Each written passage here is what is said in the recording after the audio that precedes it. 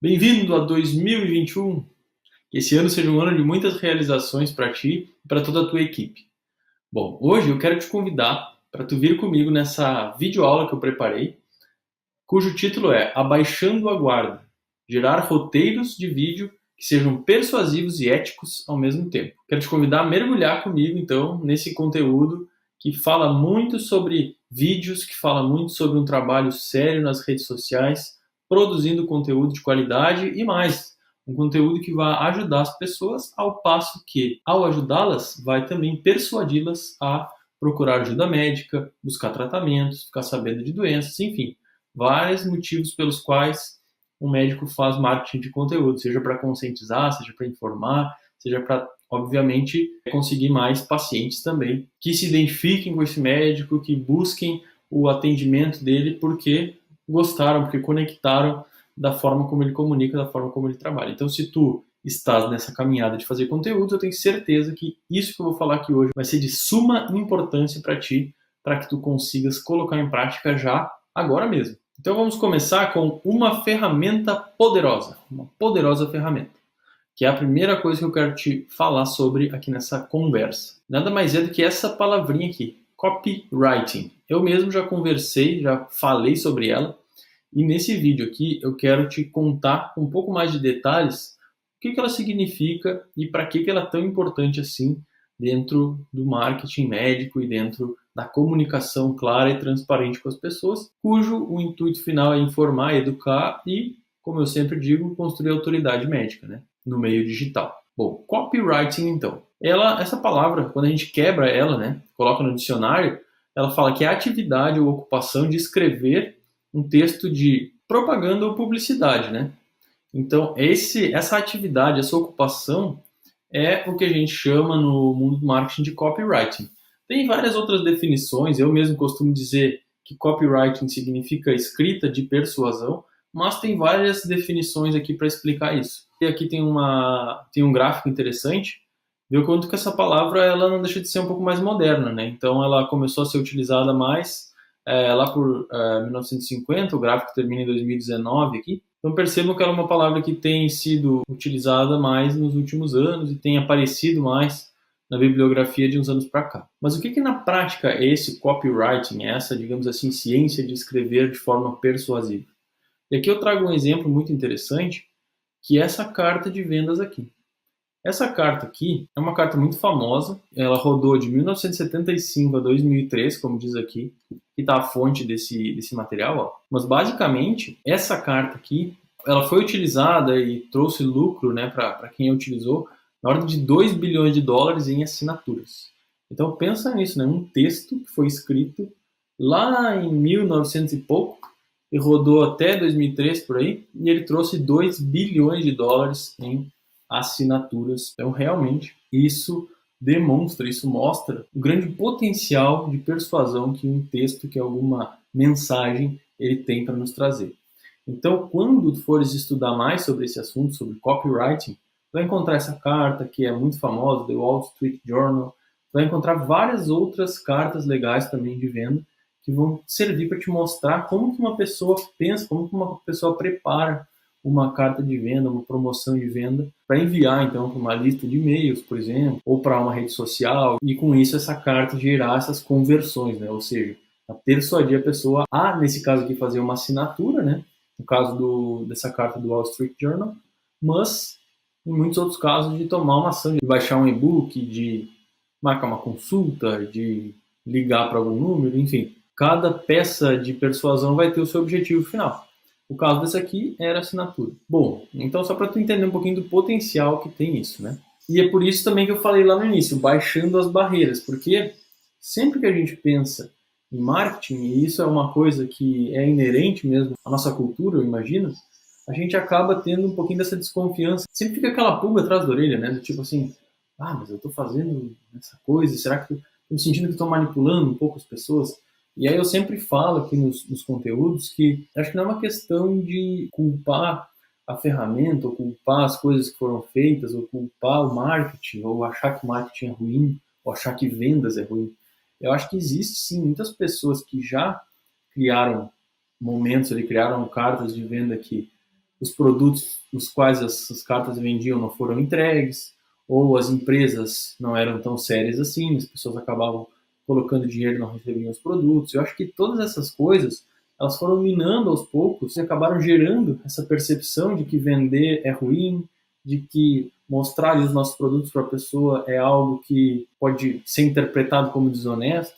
Enfim, foi se criando toda essa cultura negativa em relação às vendas, e hoje a gente percebe que isso está, graças a Deus, renascendo, voltando para um ponto onde o marketing, principalmente do ponto de vista digital, ele é visto com bons olhos novamente. As pessoas estão buscando mais sobre isso, as pessoas estão perdendo medo. E o meu convite aqui também é isso, é de reforçar para que tu também, se ainda tens um pouco de preconceito em relação a isso, dá uma colher de chá, tenta um pouquinho ler mais sobre o assunto, estuda os grandes mestres que estão aí há anos vivendo disso e percebe que o quanto de vidas que podem ser transformadas, que melhoram mesmo. Né? A gente vê aqui no Brasil mesmo, quanto que o trabalho que o Érico Rocha faz, por exemplo. O Érico Rocha é um grande professor, um grande idealizador do projeto Fórmulas de Lançamento. Ele tem um método que ele ensina como que a pessoa pode criar um produto digital, e aí ele, enfim, monta esse produto e vende ele pela internet. E tem muitas pessoas que realmente mudaram de vida utilizando esse produto que o Érico Rocha vende. Então, essa é uma grande onda de transformação digital que está acontecendo no Brasil, que veio, claro, de outros países, mas foi incorporada aqui e está tendo bastante crescimento. Nesse ano de 2020, que foi um ano difícil, o crescimento dos mercados digitais foi exponencial. Então, tenho certeza que tu acompanha isso também. Se tu não acompanha, aconselho que tu dê uma olhadinha nesse mercado de infoprodutos, vale muito a pena. Mas, o que eu quero dizer com tudo isso?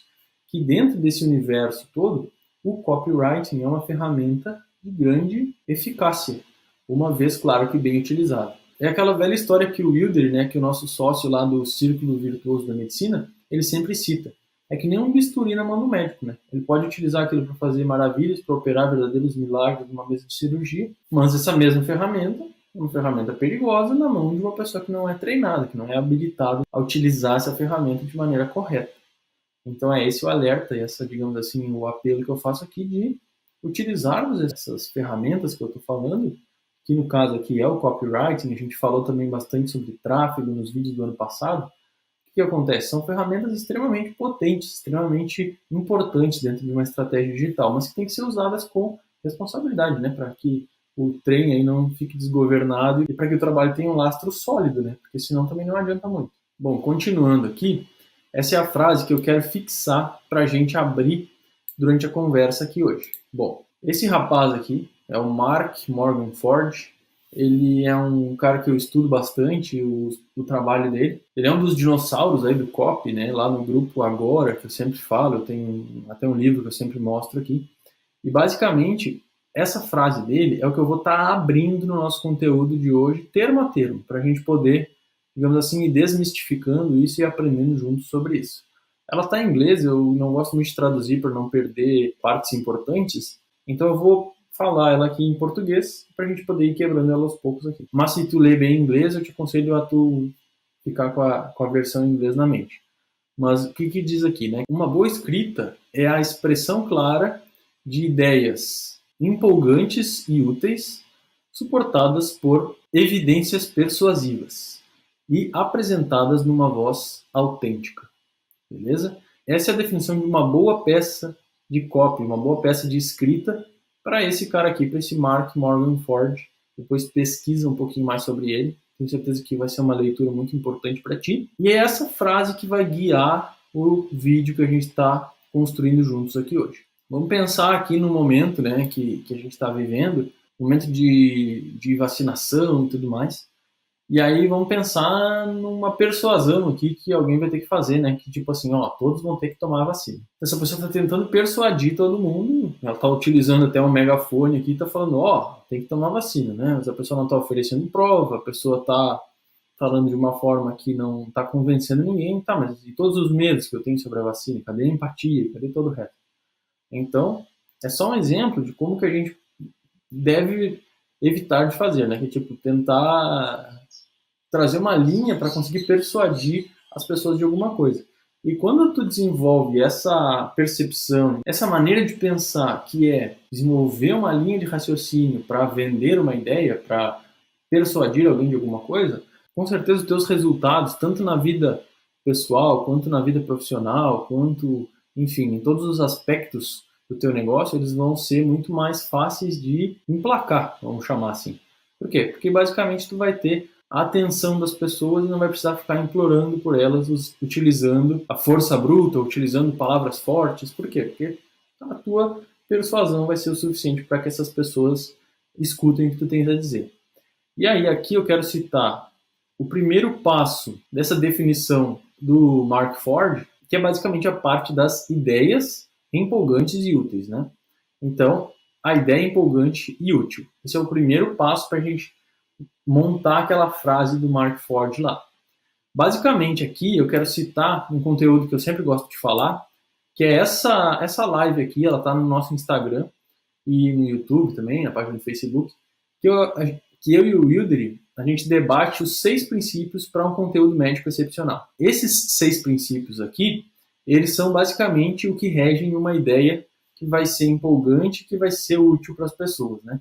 E eu vou resumir basicamente esses 6 princípios, mas eu aconselho mesmo assim que tu assista essa live aqui, que ela tá muito boa. E tem muitas ideias boas lá que tu pode tirar e aplicar aí pro teu trabalho. Mas basicamente, o que a gente falou lá nessa live são essas 6 letrinhas aqui, ó, que elas imitam, né, a palavra sucesso, né, em inglês, success. E são 6 princípios para se construir uma ideia que vai colar na cabeça da pessoa, uma ideia que vai, digamos assim, grudar mesmo e fazer com que a pessoa queira seguir adiante. Que é o primeiro princípio lá, a ideia é empolgante e útil. Então, como que a gente cria uma ideia empolgante e útil? Utilizando-se desse acrônimo aqui, que eu vou explicar letra por letra agora.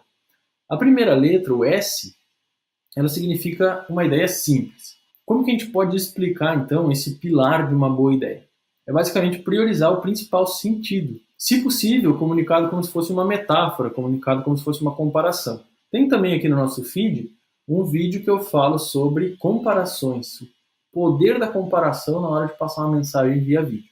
Então vale a pena dar uma olhada lá. Mas esse é o primeiro princípio, a simplicidade de uma ideia. Depois a gente parte para a parte de ser algo inesperado. Então tem que ser algo um pouco contraintuitivo, que as pessoas não estão esperando ouvir, ou que elas já estão ouvindo de todo mundo, e aí tu fala justamente o contrário, uma coisa que elas, opa, peraí, um ângulo diferente, uma coisa diferente que elas não estavam, digamos assim, predispostas a ouvir ali. E aqui no caso do médico é um oceano, né? Porque o que tem de mito sobre medicina, sobre todas as doenças, praticamente tem um monte de mito. Tu fala para a pessoa que tem diabetes, né? Ó, não adianta tu parar só de comer açúcar, tem que parar de comer arroz também. Mas como assim arroz não é açúcar? Arroz não é doce? Tipo, isso é um mito, né? E a pessoa não está esperando ouvir isso. É algo inesperado, né? Então, algo concreto seria o nosso terceiro pilar. É um elemento que a pessoa consiga montar ali uma figura mental daquilo. Então, algo concreto deixa muito claro para a pessoa que aquela ideia, que aquela coisa é algo concreto. Por exemplo, bater na madeira é algo concreto. Pisar na grama é algo concreto. Por exemplo, fincar uma agulha no braço é algo concreto. Então, tudo isso deixa muito concreto, a pessoa consegue, digamos assim, montar uma figura do que aquilo está acontecendo. Se tu falar assim, se a pessoa não se recuperar em tantos dias, terá uma recidiva. Além de ser um linguajar que ela não entende, aquilo não é concreto, é mais difícil dela entender. Então, se tu apoiar o pé no chão enquanto estiver com um gesso, é muito provável que vai lesionar de novo no mesmo lugar e tu vai ter que usar gesso por mais tempo, ou a gente vai ter que quebrar de novo para consertar o teu pé. Eu sei que é mais grosseiro de falar assim, mas é muito mais concreto. Então, claro, não é nem 8 nem 80, mas chegar num equilíbrio de deixar aquilo mais concreto para que a pessoa entenda a mensagem. Indo para o próximo pilar aqui, a parte de credibilidade. O que dá credibilidade para uma ideia?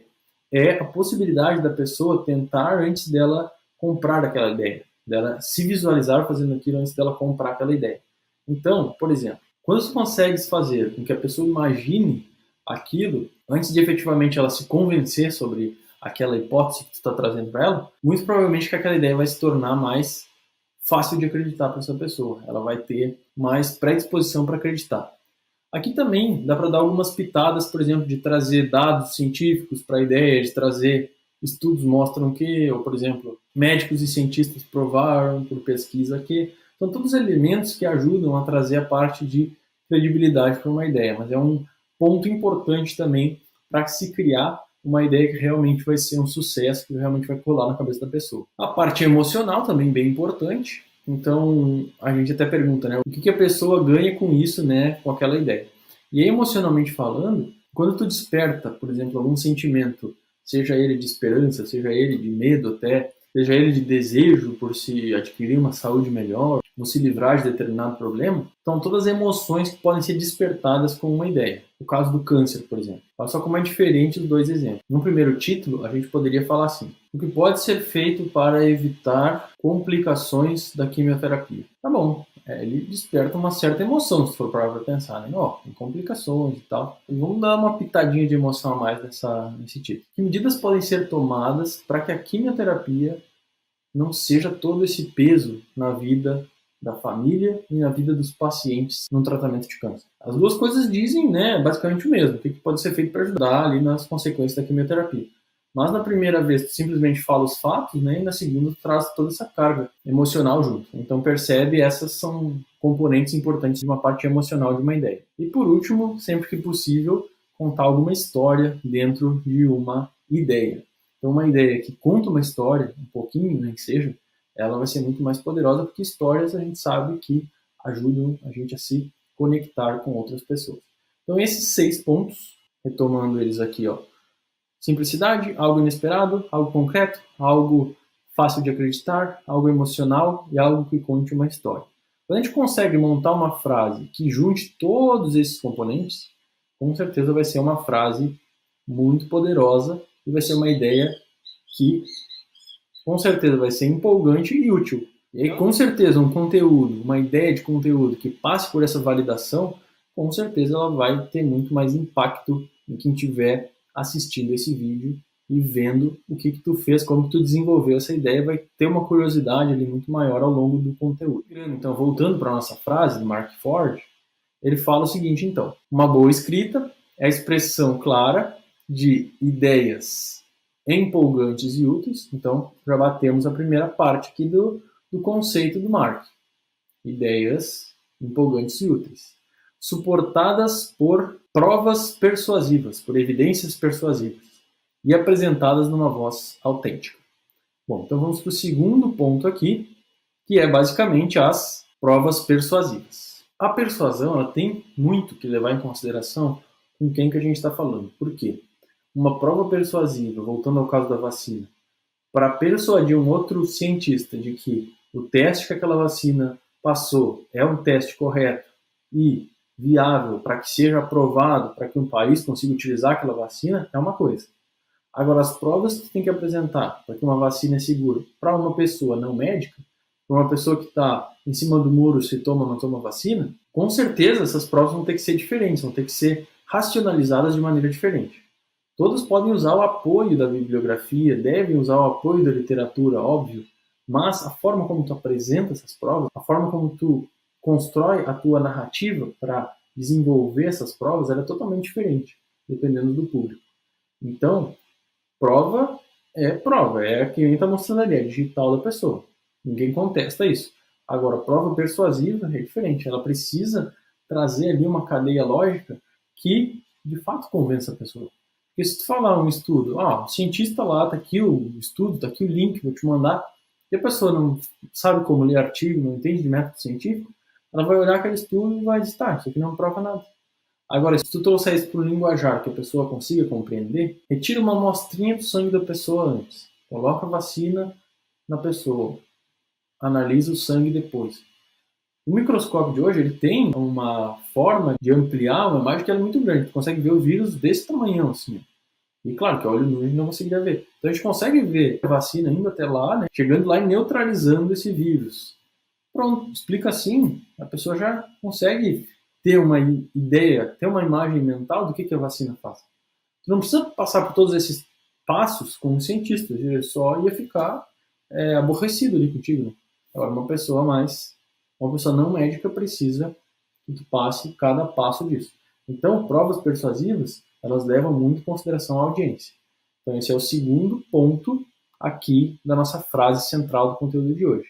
E, para finalizar, é a voz autêntica. Então, aqui é uma coisa muito importante, que é o que eu sempre digo, né, nas consultorias que eu faço. as pessoas me perguntam assim: Henrique, será que eu tenho que estar de jaleco e gravata quando eu for gravar os vídeos? Eu falei: tá, quando tu tá no consultório, tu atende de jaleco e gravata? Tu gosta de usar jaleco e gravata?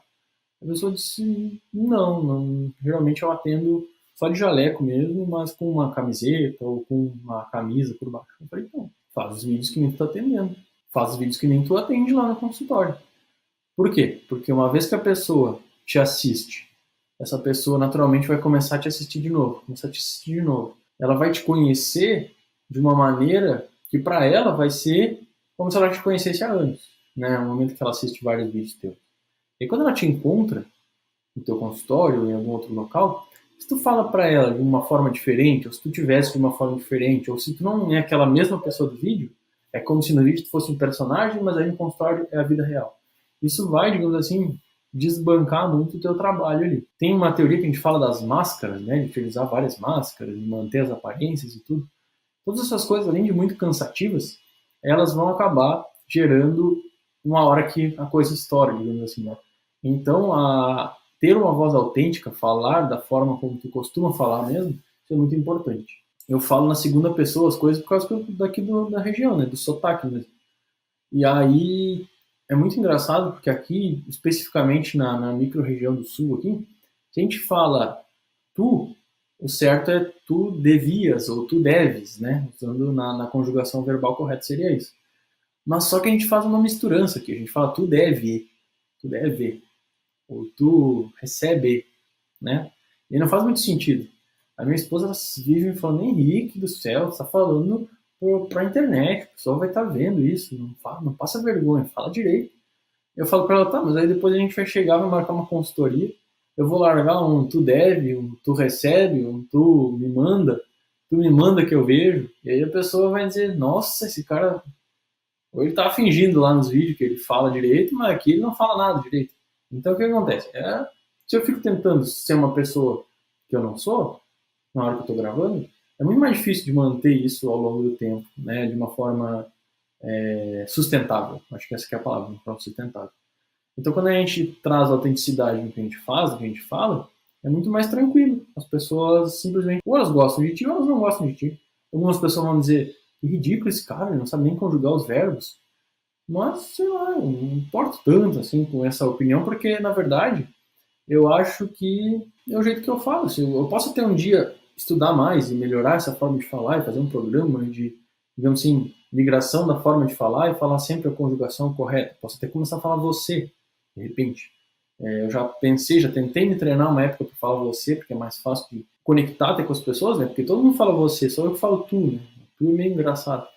E aí, só que aí eu ficava falando no telefone. Você me diz que dia que você prefere que eu vá até aí? Eu ficava, toda vez que eu falava, eu chegava a dar uma engasgada, assim, né? Porque eu ainda não conseguia interiorizar aquilo. Então pode ser que sim, um dia eu mude isso, mas aí quando eu mudar, eu vou mudar para todo mundo. Não vou mudar só para o vídeo, mas aí na hora de falar no áudio eu vou falar assim, na hora de falar numa reunião eu vou falar assado.